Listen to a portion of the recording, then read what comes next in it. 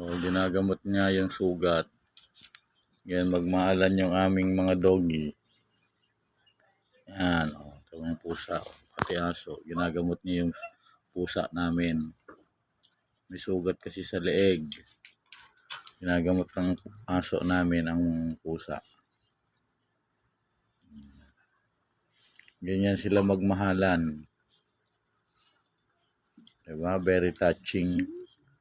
Very heart touching siya.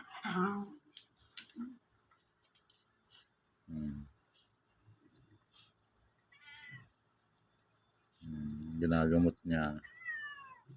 Nagagalit tuloy. Sige. Ganyan maglambingan yung dalawa na yan. Isa mo pang asar. Ito mapang-asar. Ito, yan, ganyan sila magmahalan.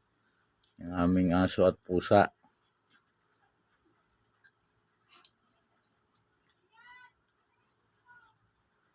Ginagamot niya dahil may sugat siya sa leeg. Ito yung mula na. Diba ang sweet nila? Ayan. Ayan, ginagamot ng aso yung pusa.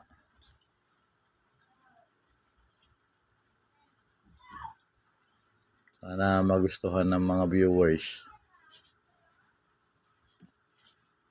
Para sa karagdagan ng pag-aalaga. Sa fund ng pag-aalaga namin ng mga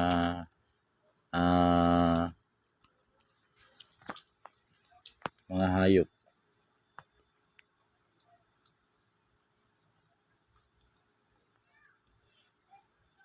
Ganyan sila magmahalan, ganyan sila naturuang na magmahalan. Yan. Sige, gamutin mo. Gamutin mo pa siya.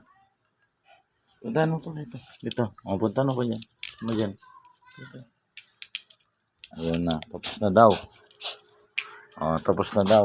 Tapos na. Yan yung sugat niya. Ginagamot niya.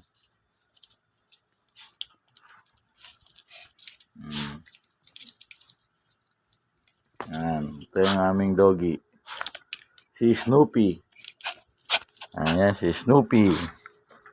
Si Snoopy yan. Basta ito yung aming pusa.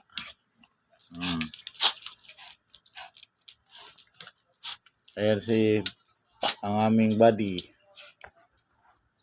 Bye-bye.